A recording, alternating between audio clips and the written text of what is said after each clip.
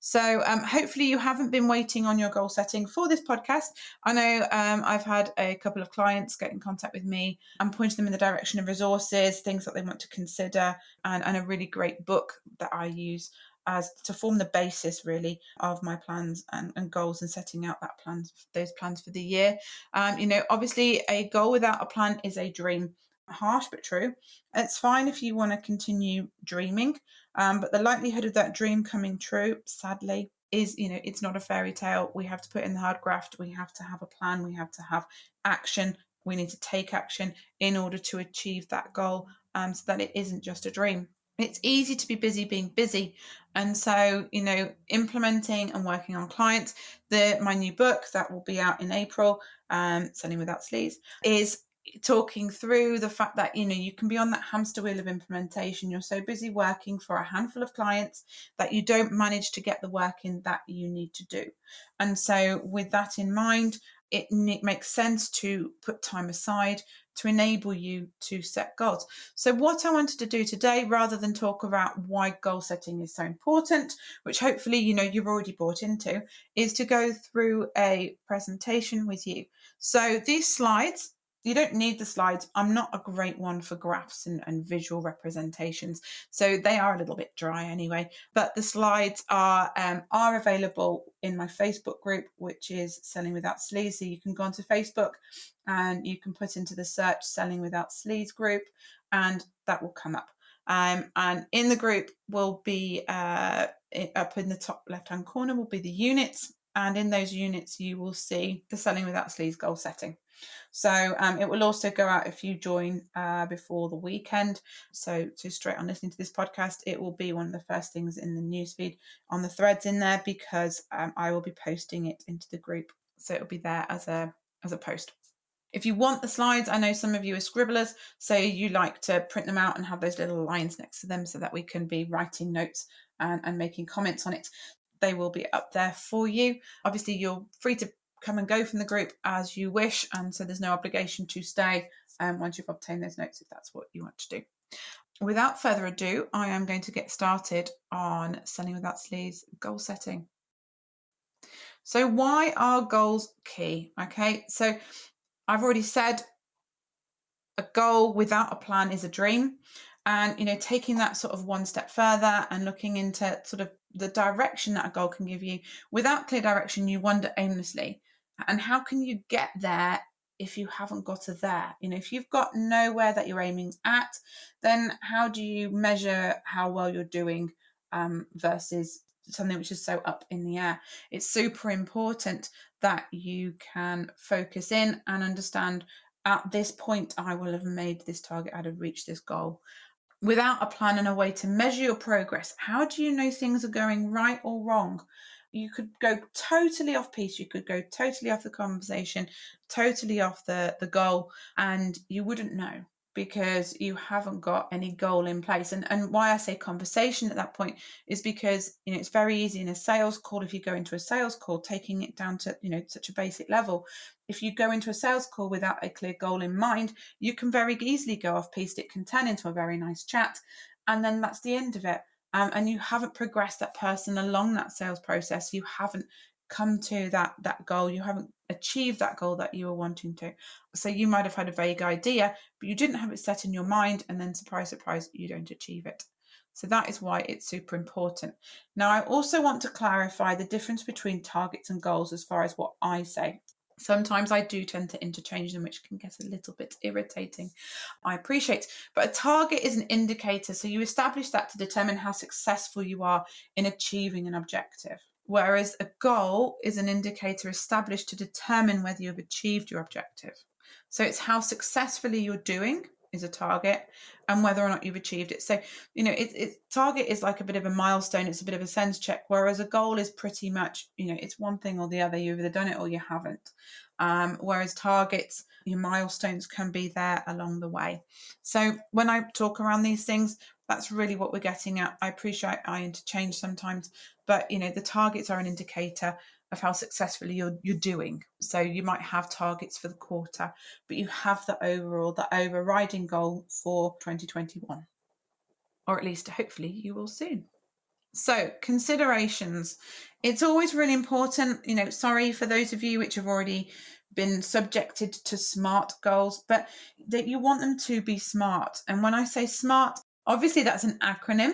It's specific, measurable, achievable, realistic, and timely. That's what they stand for, okay? And I'm going to talk through that in a little bit more detail. You're basically looking for, with your specific, you're looking for having specificity. Yeah, that's a really easy one to say. But you want to be clear on where you are aiming. Okay, specific. So when I achieve 300,000, then I have achieved that goal. Okay, that's very specific. It's a very specific number. You could choose 301 if you wanted to get ultra specific, but it's a rounded figure, but it's a very clear flag in the ground. If you either achieve that or you don't, you can have targets breaking that down. So, if you're wanting to do it monthly, that makes sense.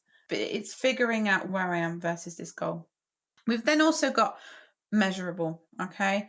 You need to be able to measure it. Now, obviously, being specific makes it more measurable. Yes, so some of these intertwine with each other. You want to be able to determine. So the problem comes when things aren't measurable. I talk to clients on a regular basis who have the outcomes are quite what I call fluffy, which isn't remotely intending to be condescending, but it's very vague and it's very difficult to measure where people are at. And one of the first things I get them to do is to actually come up with markers, with some sort of benchmark or something that they can use. It's normally in a numerical scale, in order to determine if they have achieved that or made that change, created that change. So I was talking to somebody the other day around confidence, and I was saying to them, the thing is how do you measure that? It's a feeling, and feelings are more difficult to measure, but what you can do is you can get that person to do a scale beforehand and after. So if it's for your business to be which is still specific, for your business to be the go-to business, for you to be seen as a key influencer in a market, that's very specific. For you to be a key influencer, am I a key influencer? Am I not? I mean, I would like ideally to be like, I'm in the top 3. I'm the sort of in the top 3 people that they'd go to, or as far as my skill set's concerned, etc., etc. But you could also make it measurable if you wanted to, by putting a scale in place.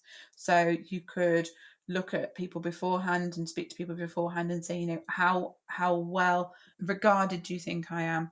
It could be the fact that you are wanting to measure it on the amount of approaches you get for your podcast, or to be in publications, or to speak on stage or over Zoom at the moment. But then that becomes measurable. You've got that specific target of being one of those key people. You can make it measurable with elements such as approaches from people to speak, etc. Achieving it, you need to be able to actually get across that line. It can't be something that's forever moving. Not only is that then not so achievable, but from a personal point of view, it's going to be quite disheartening.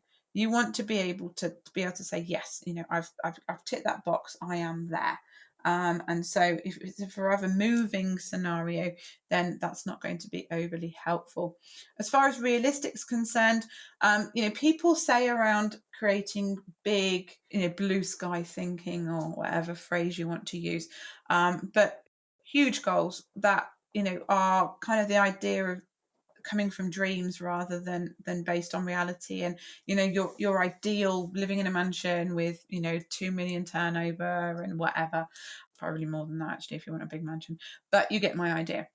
You want to make it realistic, and I will come on to that in the next slide, but you want to make it so that you can plan for it. You might have a 5-year goal, which is a little bit more best case scenario stuff of dreams, but you want to have something in place which is realistic so that you can be aiming for that, and then you don't feel disheartened when overnight your business doesn't turn into a 2-3 million pound business. The fact that actually your business can produce that sort of income, but you're looking at a sort of that for your 5-year goal, then that makes sense, because, it is for you, it's the stuff of dreams, but you have time on your hands. You're not expecting it next week. So look at your time scale, look at the amount of time that you have to invest in your goal, and be realistic. And then timely, it's a very clear space of time. You don't want it ever going on forever. I mean, the big sort of stuff of dreams that I was talking around, even that is looking at a time scale. I've said, in 3 or 5 years' time, you have a start and an end point to it, because that helps you keep on track. If, I remember people, I can't remember who it was now, but I do remember somebody saying that if you have 6 months to do a task, you will take 6 months to do that task. You always fill that time. If that time is open-ended, then what happens? This goal will go to the bottom of the pile. Stretch versus planned goals. Okay, so my thought process on this, my definition of this is a stretch goal is there once you've achieved your planned goal. And is more aspirational. Okay, it's that scary goal, it's that stuff of dreams. It's there to have that direction. Do you want to, in the next 3 to 5 years, build your business up to a point where you can sell it and take early retirement? That's the sort of thing that people would be like, woof, that's so pie in the sky. I don't even know where to start in it. Fine. Well, what we're going to do is we're going to start on that goal. So you're setting clear monthly targets to hit in order to achieve that final goal. Okay. And that's what I call a planned goal. So it's a goal where you actually have a plan to get there. So, your aspirational, your stuff of dreams, you haven't got an idea exactly how you're going to get there, but that's what you want. Okay. The planned stuff is the stuff where you can do it step by step. There's clear targets. It's broken down. It makes it bite-sized. It makes it very achievable. So, 5-year goal. So where do you want you and your business to be in 5 years' time? Okay. So this is the stuff of dreams. It's your exit strategy. It's having an exit strategy. It's going out and franchising your business, or having a passive income, which is, something that everyone thinks they can just achieve overnight and don't have to put any work in, which is not true at all. Passive incomes are fantastic, but they still take working and, to set up and then to keep going. This is your long-term aspirational goal. It's there to give you that direction. It's there as that, people use in the corporate world. Well, last time I dipped into it, it was people talking about having a North Star. It's that guiding light. It's that aim in the distance. You know where you're going. You're heading towards that. I felt almost a little bit dirty saying that. But anyway, you get the gist. Your 12-month goal is where you want to be in 12 months' time. Now, these might be reasonably decent goals, financial freedom, a particular lifestyle. But the important thing in all this is anchoring it to what it means to you. Okay, and this goes not just for for business planning, but also for personal planning. Is what does it mean to you? What will you do with that? I remember doing an exercise. I was encouraged to do an exercise where I had to write down what I wanted, how much money I wanted, what I wanted my business to do, and then I needed a list of things that I was going to spend that money on, or what I was going to do with that money. And actually, after 4 or 5 materialistic things, not small things, may I add, but materialistic things, actually, I was quite stuck.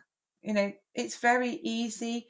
I talk to people on a regular basis who want to achieve 6 figures. I want a 6-figure business. And I'm like, well, okay, but what are you going to do with those 6 figures? And if you don't bring it to life with what you're actually going to do with it, and what you're going to do with it, not just in the sort of short-term little purchases here and there, but, what are you going to do at that point? What will that mean to you? What can you do as far as lifestyle concerned? And when you start taking that into consideration, it really brings it to life, and it really makes it real, and it makes you feel that it's achievable.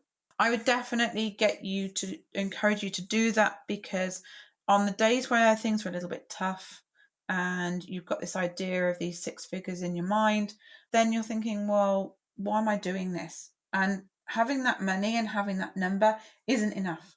And that's when you need to dig deep, and you need to be, thinking about, and that's why people do these picture boards, these boards where you put up all your your goals and what sort of lifestyle you want, and you look at that, it makes sense to do that, because that keeps in your mind. People talk about laws of attraction and yada yada. Not so keen on that. I'm keen on action, but being able to visualize that on a daily basis and checking that out is a really, really helpful way of helping you achieve that goal and know what you're doing and why you're doing it. So the steps to your 12-month goal, right at the beginning of the year, what do you want to achieve? We are there right at the beginning. I mean, to be fair, we're 11 days in if we want to get picky, but we are right at the beginning of that year. What do you want to achieve this year? What do you want to look back on this time next year and say, wow, I did amazing. 2021 was my best year yet, and I'm really proud of myself. Surely, who doesn't want that? Anybody who doesn't want that, you'd probably best switching off, because I can't relate to you. I don't understand why you wouldn't want to do your best that year, and best doesn't have to be monetary. It doesn't have to be even business related, but to think about what's actually really important to you and to make the most of this year. What do you need to do, or what do you need to find out in order to achieve that? In order to achieve what you want to achieve in 2021, you either need to do something or you need to find out what you need to do in order to do it. Okay? It's either research or plotting down, writing down for yourself what you need to do. Okay? Step by step. And don't take on too much is what I would say with this 12-month goal. It's very, very easy to think, I'm going to do this, and then I'm going to do this, and I'm going to do this. You didn't, as the clock struck midnight on 2020, you didn't become some sort of super powered superhero person, I am afraid to say. And so, your capabilities, your available time is probably very similar, if not available time if you're a parent right now is probably less due to lockdown. You're not going to conjure up another 2-3 hours out of every day to do all these things. So it's the little steps towards a particular goal, rather than a scattergun approach, rather than running around being busy, rather than spreading yourself too thinly or setting yourself unachievable targets. The best thing you can do is focus on 2 or 3 focus areas tops. Okay, in addition to your normal work per quarter. Okay, and figuring out where things fit, what timescales things work to, what needs to come first, can help you plan that out and prioritize. It is prioritizing. You have to prioritize. You can't do everything. That isn't going to come from planning. Another thing I would encourage you to do is to check out Traction by G. Wickman. It's what I use to produce my quarterly rocks, both personally and in business. So it helps me to determine what I want to achieve, and breaking it down into rocks clearly quarterly rocks. In fact, surprise. But clear things, clear projects, which are basically your rocks per quarter. So that you can keep moving forwards. And even if it's tiny steps, even if you think, I can allow half an hour a week, having that time set aside and being very clear and protective over that time will actually help you to move forwards. Whereas if you don't plan for it, it's just not going to happen. So the next step is to sense check. Okay, and I've touched on this already. Do you have the capacity to fulfill the work needed to achieve your goal? It's quite a harsh question, trust me. Especially when you think, no, actually, I don't. So, what does that mean? What can you do? How can you reassess your goal in order to help you achieve it within the next 12 months? Actually enable you to continue functioning like a normal human being. And so what we're looking at here is, it's the time, actual physical time. Do you have that time available to you? From a mental point of view, do you have the bandwidth? Do you have the brain capacity? With everything else that you're juggling right now, do you have that mental capacity to do things? And actually, one example of this is when I thought that I had wiggle room in my maternity leave to do my book if I didn't complete it by the time I went on mat leave. As it happened, I completed it with 4 hours to go on my last day. But did I have the mental capacity? Have I got the mental capacity right now, all the time, or the energy, in fact, which is the next point, to do my book during mat leave. No, I don't. And it would have been really unrealistic. And so, I kept to that goal. I achieved that goal, but allowing myself the extra time, I had set out to do other things, to do training during maternity leave. That was a goal. And I haven't achieved it. And, early on, took a bit of a rain check and thought, you know what, this isn't going to happen. And so, that was fine. I faced up to it, and that was all good. The other thing is, if you've got the energy, and if you haven't got the energy, why haven't you got the energy? We have come off a very long 2020. Lots of people I was speaking to to be fair, towards the middle of 2020 and definitely towards the back end of it, were really struggling with energy levels. They haven't had a holiday. They haven't had time out. We went into very fight or flight mode when lockdown was first announced in March last year, which is knocking on the door of nearly a year ago now. It has been a long slog. Do you have the energy right now to put into additional stuff? Another thing to think about is, do your goals work together? Because it's very easy to think, I'm going to do this, I'm going to do this, I'm going to do this, but actually, do they contradict each other? If you're wanting to grow your business by 3 times, but you want to scale back, you're working to half as much as you're doing now, how is that going to work? And just because they contradict each other doesn't mean they can't happen. Okay, I'm not being the pong here in the whole scenario. I don't want to poo-poo your goals. I just want you to do a little bit of a sense check on it. If they do contradict each other, how are you going to make that work? What magic component are you going to put into place to make that feasible? Are you going to employ people? Are you going to go for higher ticket? What are you going to do? Last but not least, do they follow a natural or justifiable progression towards your goal? You don't want them going off in totally the opposite direction.